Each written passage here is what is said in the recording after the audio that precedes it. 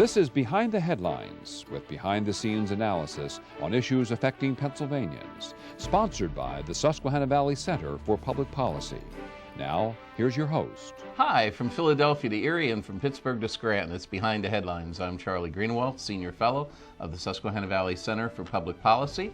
I'm joined, as usual, by Maura Donnelly, my co-host. Maura, welcome. Hello, Charlie. Why, happy holidays to you. Happy holidays to you as well. Anything special this season? No, I'm working on my resolutions and haven't quite settled on them yet. I give myself till February, so. Do you honor your resolutions?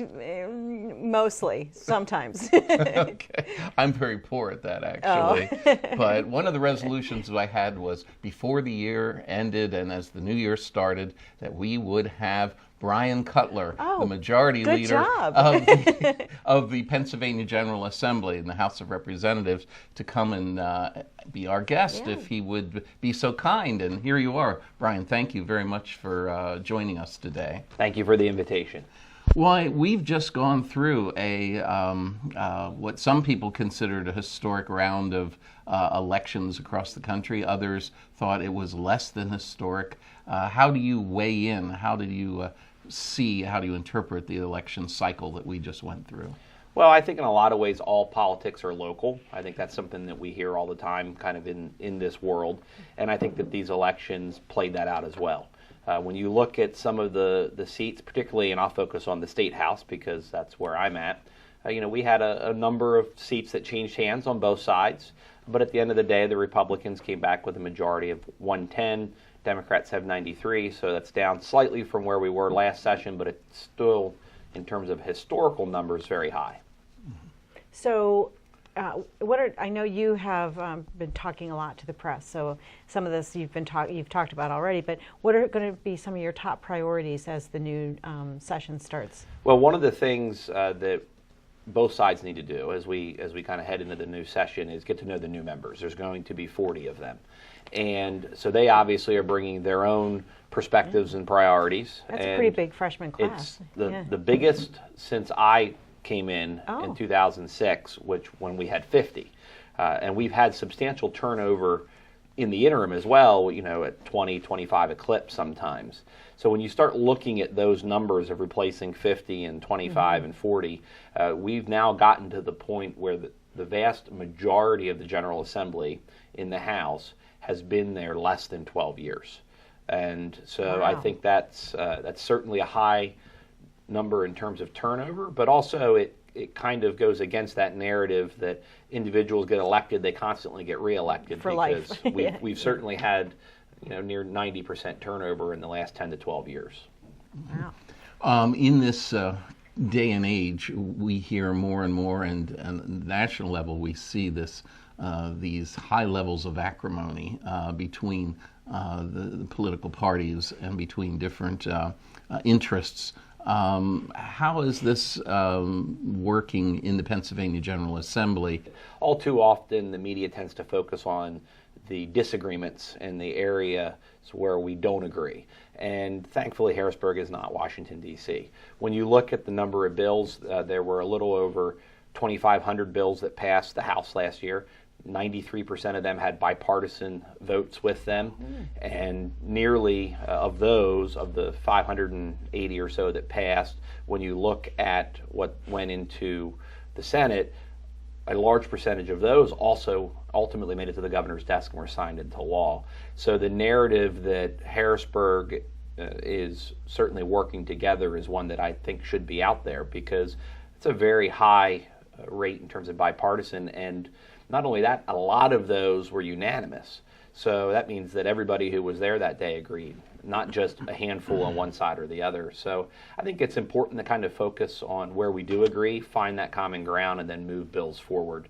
I think that's ultimately what the voters and the citizens expect. And I interrupted you as we were talking about what your top priorities were going to be, so let's okay. Go back to that. That's quite all right. What are you going to start with? Well, I think the easiest place to start, at least for the returning members, are some of those items that had passed either one chamber or the other, or perhaps both, and been vetoed by the governor.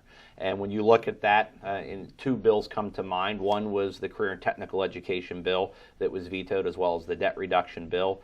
The current technical education bill actually only had 4 no votes between both chambers and was vetoed, so we need to take a look at the governor's veto message, figure out what his concerns were. If they're real and need addressed, we can hopefully do that, and then hopefully move that quickly off the plate again, because that was something that we had agreement on previously. But generally and more broadly, I think when you look at what has kind of dictated our budget cycles lately, education spending, and that area is about 40% of the budget. When you look at social services and the programs that are provided through human services and the health department, that's also another 40% of the budget. So I think we have to take a good hard look at how you make investments in those areas without also losing money to programs that may no longer work, how to be more efficient, how do you bend those cost curves in the out years. So I think that we did that last session with the education. We invested in career and technical education and areas regarding job force training and workforce development. Those are good. I think you'll continue to see more of that. We also focused, if you remember, we had a package of bills that was led by Representative Benninghoff and Oberlander and myself that dealt with regulatory reform. One of the biggest complaints that I hear from individuals who both want to start businesses here in our area as well as even build a home, they run into all kinds of paperwork and delays, sometimes up to 2 years. We had one couple, for example, that approached me at one of our local fairs. They were building a home, small ranch house, and a garage, slightly oversized garage because he was a metal fabricator, did welding and things like that, wanted to own his own small business. Bought 8 acres. They were months into the process, $80,000 into engineering fees, stormwater management fees, and other things, and hadn't even gotten their house built yet. Oh, my so goodness. I don't think we can have a realistic discussion about businesses locating here with that kind of timeline and cost, or conversely, we can't talk about affordable housing when you're talking about tens of thousands of dollars in fees and administrative Before you delays. even dig the foundation. Correct. Yeah, that's bad. One of the largest topics of discussion has been during the past year, of course, the redistricting question. And it's not just Pennsylvania, but in many other states. The legislature was told to deliver a new map to the state Supreme Court, and the legislature did that within the time frame. Yet they still rejected that map, even though it was vastly different than the redistricting that was in place at the time. And then they had hired their own redistricting people. The Supreme Court hired their own redistricting people, and they put into place their own map. Last time I read the Constitution, I think it said, the United States Constitution says that the state legislatures are supposed to draw those lines. I know there were several bills to impeach some of the state Supreme Court justices, but I guess we didn't have the majority that were needed to do that. But what do you think of this whole fiasco that has occurred? How do you interpret it? Well, I'll start exactly where you kind of wrapped up, Charlie, and that is on the Constitution. The Constitution is very clear in who has the authority to draw the boundaries, and that is the legislature. And right now, what unfortunately we're seeing really is the two branches of government, both the courts and now the governor with his executive order, both trying to influence that process when it's a power that's clearly given to the legislature. And I am a person who find myself in a unique position because I did not support the last congressional map. But what I did support was the process, because despite me not supporting it, we all, as individual representatives, had the ability to debate it, have input, amend it. It went through the legislative process like any other bill, passed both chambers, signed by the governor. So there was ample opportunity for input when it came time to discuss the merits of where the lines were, what communities of interest should be kept together, what shouldn't. And unfortunately, through the court's usurpation of that power, they installed a process that, quite frankly, didn't allow for any input. They selected an out-of-state resident to draw a line, and I think while he got the numbers right, I don't know that he necessarily kept all the communities together the way that the legislature could have, because for him, the drawing of the lines was all about numbers. But for the legislature and the people that we seek to represent, it's all about people. And I think that's an important distinction. So as you look forward and you look at what could happen, I know the Senate has expressed interest in readdressing, potentially through legislative channels, the reapportionment process. That's certainly something that we've been talking about. You might recall that late last session we also moved a bill out, but unfortunately the Democrats filed about 400 amendments. Some of the Republicans filed about 200. So that bill unfortunately got jammed up in the legislative process through the amendments, and I would have liked to have had a vote on the issue myself. And so when you look forward, I would love to have the governor's help in removing some of those Democrat amendments should we be successful in moving a bill. And I think that's the area that can be best served in terms of making those changes and having the necessary inputs for all of our citizens. Mm-hmm. Well, in our last couple minutes here, I'd like to know a little bit more about you. I think our viewers would like to as well. I understand that there are 3 principles by which you live by. Can you share those with us? Sure, and it's something that dates back to when I was a kid. That was something that my parents kind of instilled in me very early on. The first is you treat everyone with respect, and that's, for me, that's hopefully how I hope everyone would view my legislative career thus far. And many of the bills that I've worked on and been successful in having even some of them signed into law, they normally had a Democrat co-prime sponsor where we would do the press together, or we would do the bill signings together, and we'd work the legislative process together. So I think that's important. The other is one that you never ask anybody to do something you yourself aren't willing to do. And ultimately, that's how I ended up running for office and eventually leadership. But it also meant that when I worked at the hospital, it was really on me to work the late shifts that no one wanted, pick up the extra holidays, work the weekends, do whatever. And I think that kind of leadership is welcomed. Hard work. And that work ethic will serve me well in the legislature. And then the last one is one I think that I would hope that we all strive to live by, and that's simply to leave things better than you found them. For my dad, who was a hunter and a nature conservationist, it was important for him to be good stewards of the land. He always indicated that we did not inherit it from our parents. We're borrowing it from our children. And I think that that's a good perspective to have. And really the legislative process is no different. The institution is bigger than all of us. And as individuals, we should seek to represent our constituents, but do so in a way that is honorable. So those are the 3 principles. Okay. Well, my last question, Bryan, would be, will you please come back in the spring? Because we haven't even scratched the surface. We haven't talked about opioids and property tax reduction and severance so taxes, so education. We just have started to scratch. Healthcare. Yeah. Will you please come back? I would love to come back, and hopefully by then we'll have some bills passed that we can discuss. That would be wonderful. Okay, thank you very much. We'll be back with the second segment of Behind the Headlines right after this.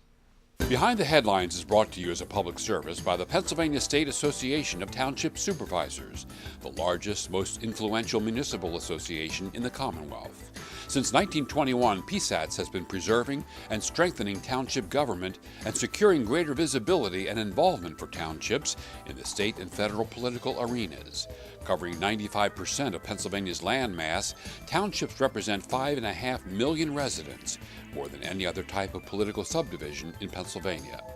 Behind the Headlines is also brought to you by the Hospital and Health System Association of Pennsylvania, helping hospitals provide healing, health, and hope to communities across the state. And by the Pennsylvania Chamber of Business and Industry. The Pennsylvania Chamber serves as the frontline advocate for business on Pennsylvania's Capitol Hill by influencing the legislative, regulatory, and judicial branches of state government. Additional underwriting provided by the Worrell Corporation Foundation, based in Carlisle, Pennsylvania, by the Edward H. and Jeannie Arnold Foundation, and by the Pennsylvania Manufacturers Association. Business in Pennsylvania is our business. Behind the Headlines is also supported as a public service by the Pennsylvania Highway Information Association, the go-to source to learn about transportation projects and issues. Visit pahighwayinfo.org. Hi, welcome back to Behind the Headlines. On this segment of Behind the Headlines, Maura and I are lucky enough to have Dave Sanko with us, the Executive Director of the Pennsylvania State Association of Township Supervisors. Dave, welcome back. Thanks for having me back. Oh, it's nice to have you. It's been a little while since you've been with us, and maybe it's good every so many years to if you would refresh the memories of our viewers as to what your association is and what it does on behalf of local government in the Commonwealth of Pennsylvania. Okay, sure. Well, PSATS, the Pennsylvania State Association of Township Supervisors, represents all of those township supervisors across Pennsylvania that essentially cover represent areas that cover 95% of the landmass and 5.5 million people. So the local boards of government provide those critical public services like public safety and health safety protection of their customers. Our job is to help give them the tools to do their job better. We do that through a variety of training experiences, webinars, classrooms. We have an annual conference. We publish a magazine, and we provide a lot of tools and essentially a 24/7 help desk where they can call and get answers anytime on any issues local government. And then additionally, we also work with the legislature in Washington and Harrisburg to help educate them on understanding the value that local government brings to communities. So, speaking of the legislature, they're going to be starting a new session. What are some of the top priorities that PSATS is going to have in the coming year? Well, I think our members are most interested in doing their jobs and being left alone by both Harrisburg and Washington. They prefer that the legislature not do anything. So I think it's kind of like the old doctor saying, "Do no harm." So we would a great concern is our unfunded mandates and rules and regulations that come from Harrisburg and Washington that only add delay and cost to local government. And we'd obviously very concerned about those, but also as we move forward, probably transportation funding and a series of other concerns. Well, you just mentioned unfunded mandates, and I believe over the years you've mentioned that, and the association has been concerned about. How much of a problem do unfunded mandates remain? Well, I think it's significant. I mean, because you have rules. For an example, a couple of years ago, the federal government changed the reflectivity standards of traffic signs.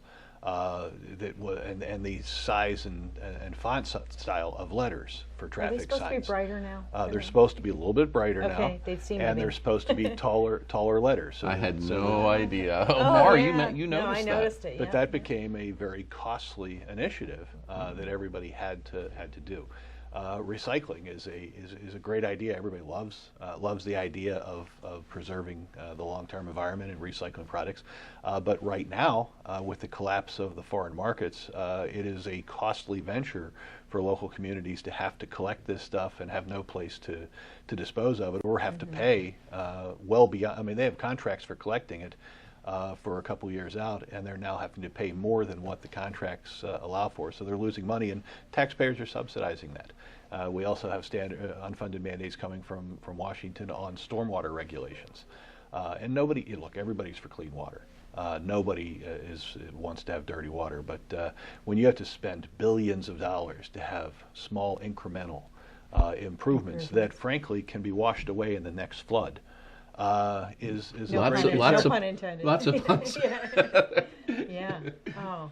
So we were fortunate enough to just have House Majority Leader Bryan Cutler on, and he told all of us that there are 40 new members of the General Assembly that they will be bringing up to speed in the new year, and that's a lot across the state. How are local governments dealing with all of the elections and everything that's been going on over the last several months? Well, there's always change. I can't recall a time in the last 30 or 40 years when there's been that much change, that large of a freshman class. Yeah, he said one of the biggest since 2006, I believe. He said, yeah. It's significant. So there are a lot of new members. Some of them our local government folks have been interacting with them through the course of their campaigns.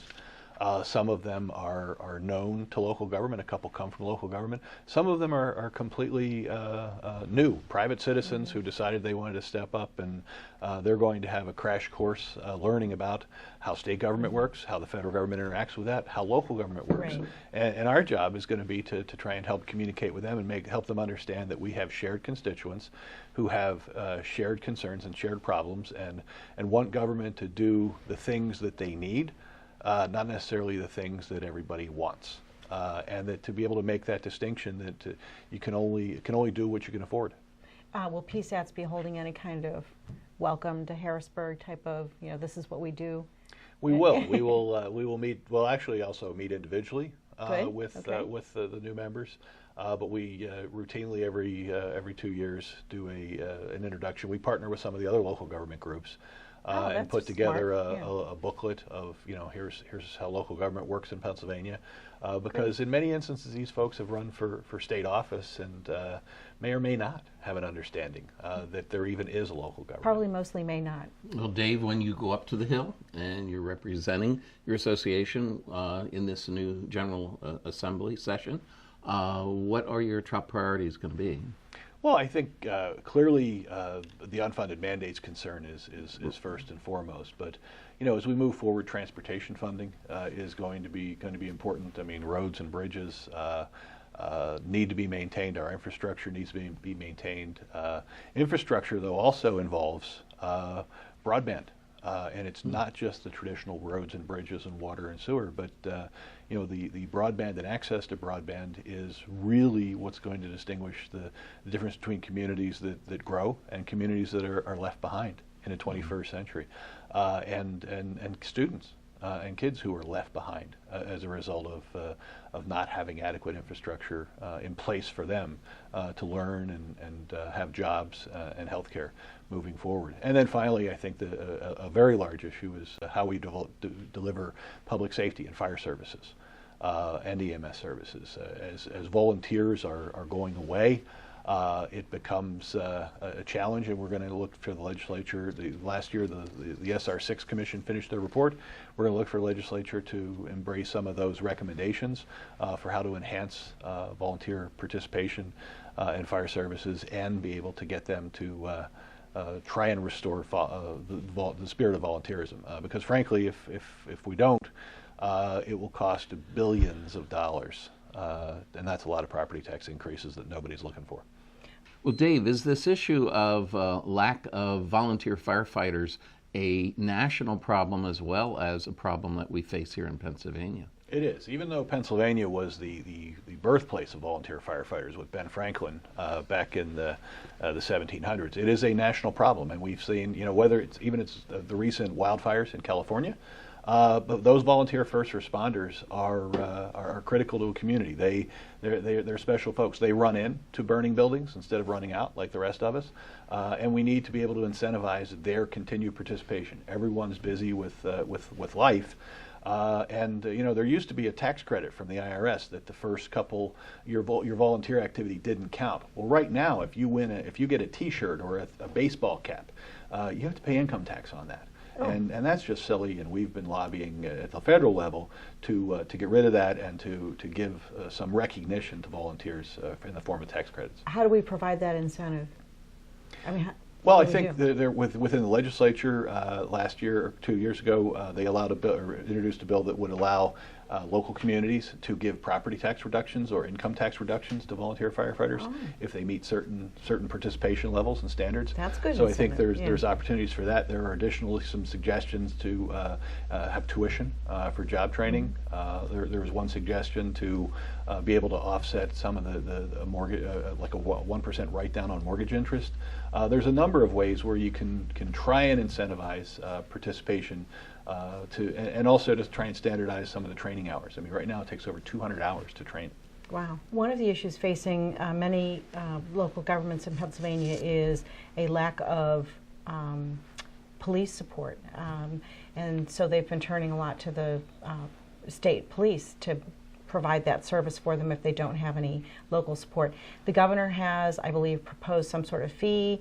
I'm not sure, I don't think it went through yet. What do you think is going to happen? I think you're not too happy about a fee being imposed to cover this. Yeah, I think at the end of the day, every Pennsylvanian pays state income taxes, and for those income taxes, they get an expectation of certain state services. And one of those state services is Pennsylvania State Police, and that everybody pays for that, and everybody should have access to that. Communities that want to have additional law enforcement coverage have that option of adding on a local police department, and they're willing to pay for that. Yeah. So I think it really becomes a local community's decision as to what level of service that they need and desire and are comfortable with. And everybody pays their income taxes, so everybody should get state police. And if you want extra law enforcement, put on local forces. Now, with that being said, we have been supportive in the past of allowing the individual communities to contract for services with state police. So there are some communities that would prefer to pay to hire a troopers for their community, but that's currently not allowed under law, and we would like to have the law changed to allow for that. Okay, great. Well, we've been talking a lot about your activities here in the Commonwealth of Pennsylvania, Dave, but you actually, your association has had some impact and some presence on the national stage as well. Could you talk a little bit about that? Sure. We are one of the founding states for NATAD, which is the National Association of Towns and Townships. That represents thousands of communities across the country that are just like townships in Pennsylvania. I've just finished a 2-year stint as the president of the association, and congratulations! Thank you. We've had some good successes. We've both on the broadband.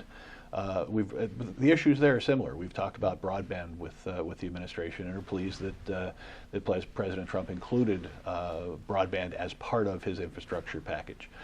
We talked about increasing or trying to get volunteer services for firefighters at that level as well, and also telecommunications issues are some big ones that are at the federal level. Well, they keep you busy. Last 30 seconds. Yeah. Tell us a little bit about the importance of your annual conference. Well, in April, we'll have a couple thousand people show up in Hershey, local officials from all over Pennsylvania that will have the opportunity to hear state-level speakers, but also go to over 80 different workshops or seminars where they'll be able to learn best practices to be able to go home and learn how to do their jobs better. Okay, but many of those people have never had any government experience before, so this is vital for them they can have some idea of what they're going to be facing. I think it's a great opportunity for networking to learn best practices. So there's some experienced folks there, there's some brand new folks there. But at the end of the day, and we'll have presenters and faculty in front of each classroom. But a lot of times the most learning that goes on, the best learning that goes on, are done in the hallways and the snack bars, where you're talking to other colleagues from around the state. One last quick question.